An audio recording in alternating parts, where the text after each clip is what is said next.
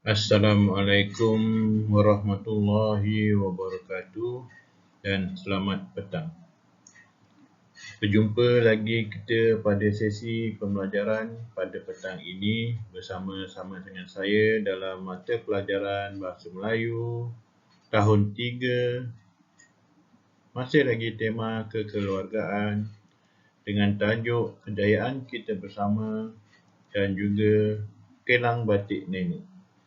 Diharapkan murid-murid cikgu semua dalam keadaan sihat dan tetap bersemangat dalam mengikuti sesi pembelajaran kita pada petang ini. Sebelum kita melihat buku teks muka surat 7 dengan tajuk kejayaan kita bersama, mari kita sama-sama melihat apa yang dikatakan ayat majmuk. Ayat majmuk ialah ayat yang mengandungi dua atau lebih ayat-ayat tunggal. Ayat majmuk juga mesti ada kata hubung. Fungsi kata hubung ini ialah menggabungkan dua atau lebih ayat-ayat tunggal tadi untuk menjadi ayat majmuk. Contoh kata hubung ialah dan, atau, lalu, tetapi, sambil, kerana. Dan ada juga contoh-contoh yang lain. Ini cikgu beri contoh kata hubung yang biasa kita gunakan dalam penulisan kita. Untuk kita lebih mudah faham berkenaan dengan ayat majmuk, cikgu ringkaskan. Ayat majmuk terdiri daripada dua atau lebih ayat-ayat tunggal dan juga ayat majmuk mesti ada kata hubung. Apa dia kata hubung? Kata hubungnya dan, atau, lalu, kerana. Jadi, cikgu harap dengan grafik yang ini bagi memudahkan kamu lebih faham apa yang dimaksudkan dengan ayat majmuk. Seterusnya, kita akan melihat contoh ayat majmuk. Sebagaimana yang kita ketahui, ayat majmuk terdiri daripada ayat tunggal. Jadi, cikgu akan paparkan ayat tunggal yang pertama. Razak mengambil sebuah buku cerita. Ayat tunggal yang kedua, Razak membaca buku itu. Jadi, daripada dua ayat tunggal ini, cikgu gabungkan dia menjadi ayat majmuk dengan menggunakan kata hubung lalu. Jadi, ayat majmuknya, Razak mengambil sebuah buku cerita lalu membaca buku itu. Cikgu, kita tengok. Razak mesti huruf besar di hadapan ayat dan di akhirnya mesti ada tanda nokta. Dan apabila menjadi ayat majmuk, dia mesti ada kata hubung, lalu. Jadi dua ayat tunggal ini digabungkan menjadi satu ayat majmuk. Razak mengambil sebuah buku cerita lalu membaca buku itu. Kita lihat contoh ayat majmuk yang seterusnya. Daripada ayat tunggal yang pertama, Fariza seorang pelajar yang cerdik. Seterusnya, ayat tunggal yang kedua, Faiz, seorang pelajar yang malas. Daripada dua ayat tunggal ini digabungkan menjadi satu ayat majmuk dengan menggunakan kata hubung manakala. Fariza seorang pelajar yang cerdik, manakala Faiz seorang pelajar yang malas. Sama juga, dari segi penulisan, di hadapan ayat huruf besar dan di akhir ayat ada tanda nokta. Dan apabila ada kata nama khas di tengah-tengah, dia tetap dengan huruf besar. Jadi, dua ayat tunggal ini kita gabungkan menjadi satu ayat majmuk menggunakan kata hubung manakala. Fariza seorang pelajar yang cerdik, manakala Faiz seorang pelajar yang malas.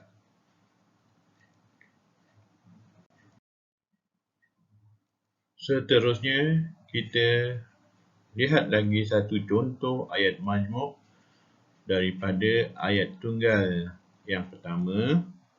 Nafiuddin mencuci kereta ayah. Dan lagi satu ayat tunggal, adik mencuci kereta ayah. Daripada dua ayat ini, kita gabungkan dia menjadi satu ayat majmuk dengan menggunakan kata hubung dan. Dia akan menjadi Nafiuddin dan adik mencuci kereta ayah. Satu hubung dan biasa kita gunakan bila dia ada satu atau lebih dua contoh dalam ayat. Setelah kita memahami apa yang dimaksudkan dengan ayat majmuk, seterusnya kita melihat petikan yang bertajuk Kejayaan Kita Bersama dalam buku teks muka surat 7. Dalam petikan ini, kamu akan mendengar cikgu membaca dan kamu kenal pasti ayat majmuk yang cikgu baca. Dan di dalam perbualan ini ada tempat kosong. Cikgu bina ayat berdasarkan perbualan. Sama-sama mendengar dan memahami. Tuan Haji Abdul Karim Datuk Nabila, seorang usahawan. Beliau mempunyai sebuah kedai burung beras di Besut, Terengganu. Wah, ramainya pelanggan Datuk. Ya Nabila, mereka datang untuk membeli beras. Bolehkah saya dan abang membantu Datuk? Kalian boleh membantu Datuk. Nabila hendak membantu siapa? Bagaimana pula dengan Nazri? Saya mahu membantu ibu melayan pelanggan. Abang pula mahu membantu nenek di kaunter. Terima kasih Nabila dan Nasri. Sama-sama Datuk. Kita satu keluarga, mestilah saling membantu. Betul Nasri, kejayaan keluarga ialah kejayaan kita bersama. Okey, daripada petikan yang cikgu baca tadi, dapat tak kamu menangkap kata atau ayat majmuk yang cikgu baca? Okey, cikgu ulang sama-sama. Mereka datang untuk membeli beras.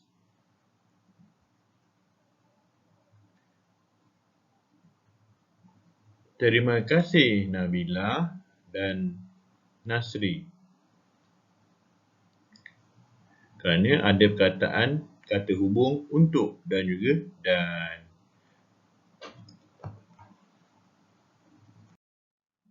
Setelah kita memahami apa yang dimaksudkan dengan ayat majmuk dan kita telah mendengar petikan perbualan, seterusnya kita akan melihat apa yang dimaksudkan dengan perenggan.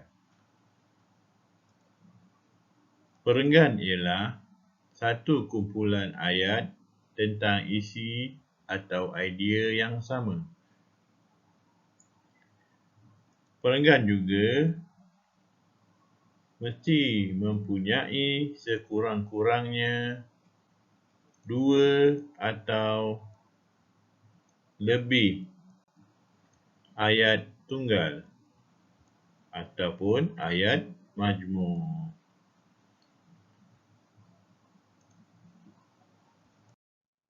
Seterusnya, kita akan melihat dengan lebih tentang perenggan di dalam petikan kilang batik nenek dalam buku teks muka surat 8. Kalau kamu perhatikan, dalam setiap gambar ada petikan di sebelah itu adalah perenggan. Perenggan itu akan bermula dengan jarak di hadapannya itu. Kita panggil jarak 1 jari. Okey, kalau kamu perhatikan, setiap perenggan itu berkisar tentang gambar di sebelah. Kita tengok perenggan yang pertama. Nabila dan Nasri menghias kedai nenek dengan cantiknya. Kain batik pula disusun dengan kemasnya untuk menarik hati pelanggan. Nabila menyambut mesra pelanggan yang datang. Dia memberikan risalah kepada pelanggan. Jadi tugas kamu perlu membaca dengan sebutan yang betul dan intonasi yang betul setiap perenggan sebagai latihan. Pada sesi pembelajaran pada petang ini, kita telah melihat tentang ayat majmuk dan perenggan. Cikgu harapkan kamu boleh memahami dengan lebih jelas tentang ayat majmuk dan perenggan yang bakal awak bina dari setiap ayat-ayat majmuk atau ayat tunggal. Sebelum cikgu mengakhiri sesi pembelajaran ini, diharapkan kamu semua dapat meneruskan latihan membaca dengan pantas. Semoga kita semua dapat bersua lagi pada sesi pembelajaran yang akan datang. Jaga kesihatan, jaga keselamatan diri kamu. Rajin-rajinlah membaca buku. Sekian, terima kasih. Assalamualaikum warahmatullahi wabarakatuh.